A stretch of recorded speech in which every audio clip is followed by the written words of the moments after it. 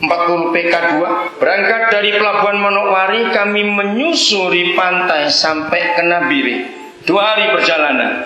Kami paling lama di Wasior sambil lihat Pulau Ron, pulau yang bagus. Apa itu taman bawah lautnya, saya kagum sekali.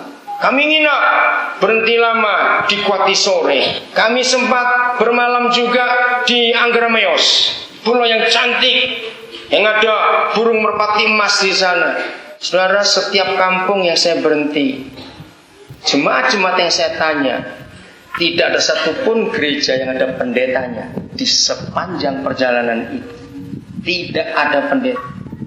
Mereka bisa perjamuan kudus 4 tahun sekali karena tidak ada pendeta. Bahkan mereka sering tidak ada ibadah hari Minggu karena majelisnya sibuk cari uang untuk itu. Maka itu jangan pernah doa salah. Saya pendeta yang paling aneh karena saya berani ngelawan arus. Jangan doakan minta berkat buat presiden, wakil presiden, menteri, anggota DPR. Itu doa yang 1000% salah. Karena gereja minta berkat terus, maka itu mereka nggak pernah bertobat. Doa yang benar adalah hukum mereka yang maling-maling di pemerintahan ini. Jangan doa minta berkat lagi, karena negara kita dipimpin oleh perampok-perampok. Maka itu tiap hari kita dengar pejabat diadili, pejabat ditangkap. Mengerikan. Tidak ada negara seperti Indonesia di mana jaksa dan hakim duduk di kursi terdakwa. Bayangkan, sebelum kami kesini tadi dengar berita Metro, saya ajari saudara sebelum saya lupa, tolong setiap Sabtu dan Minggu jam 6 waktu timur di channel Metro ada acara bagus namanya Neni 911. Nonton film itu saudara, itu kisah nyata. Saya sudah berkali-kali khotbah dengan TV, dengan layar lebar di gereja.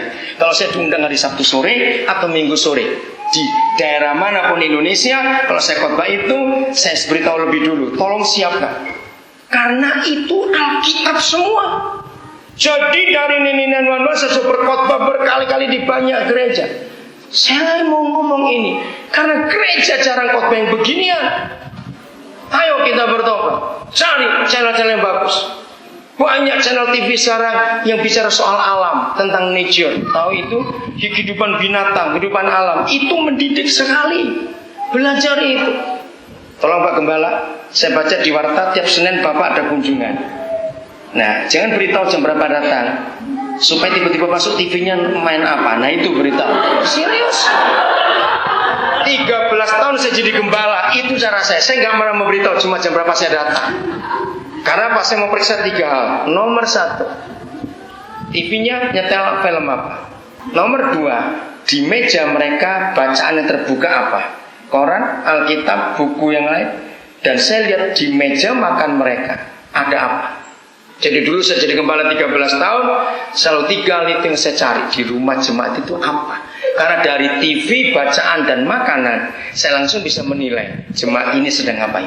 Jadi saudara, hidup kita itu Papa minta sebagai sungai. Karena ada kehidupan yang mengalir di situ. Nah, mari kita pelajari tentang sungai ini luar biasa. Hukum alam berbunyi demikian. Kalau ada input harus ada output. Supaya kita mengerti betul kebenaran ini. Mungkin tidak Tuhan buat sungai tapi lupa buat muara. Nah, kalau sungai tanpa muara itu bencana alam yang mengerikan. Nah, kenapa semua mesin harus pakai knalpot? Bayangkan kalau mesin dengan knalpotnya meledak. Nah, jadi kekristenan seperti sungai itu adalah kita enggak hanya terima, tapi ada pengeluarannya juga. Terus begitu. Nah, saya belajar ini sudah. Apa yang saya pelajari? Dengarkan, hukum ekonomi yang namanya balance.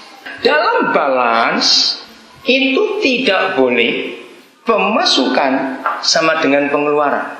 Kalau pemasukan sama dengan pengeluaran, namanya nol. Dan itu tidak boleh dalam hukum ekonomi.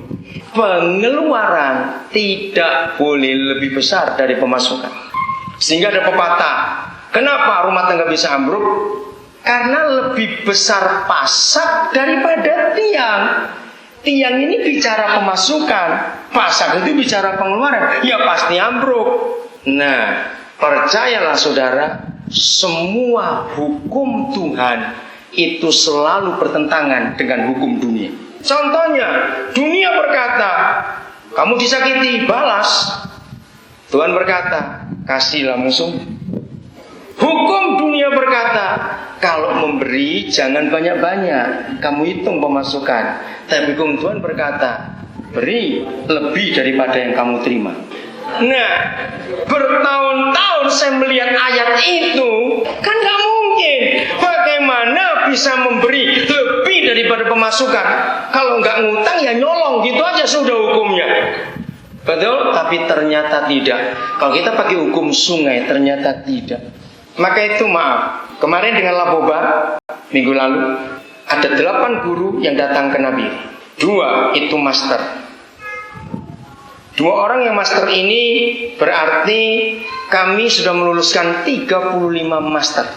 Saudara bayangkan, dari uang kami sendiri, sejak saya belum menikah saya sudah nyekolahkan orang, 35 master sudah lulus.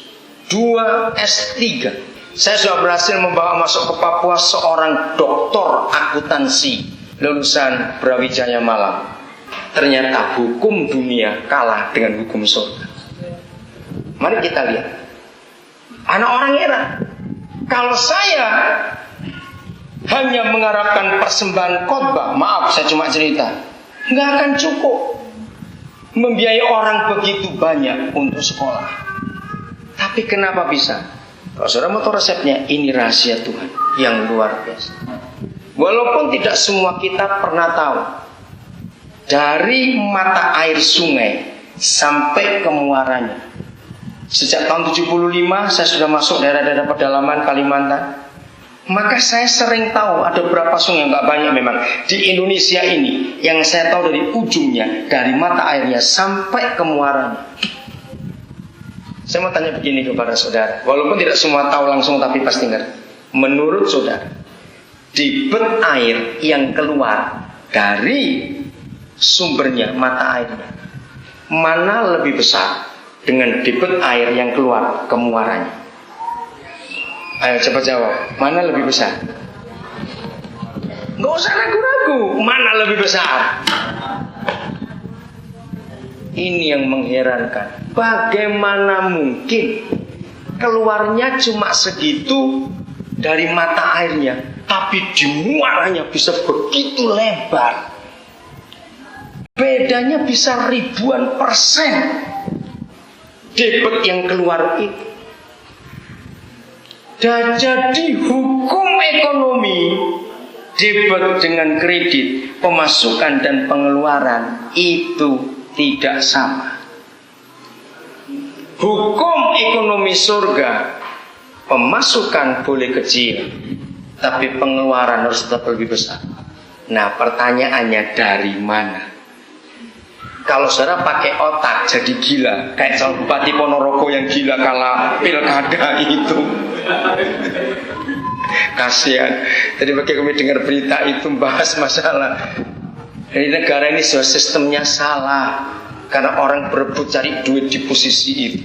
Padahal itu adalah abdi rakyat. Rusak, negara sudah rusak betul. Oke, dengarkan ini. Dari mana? Nah ini dia.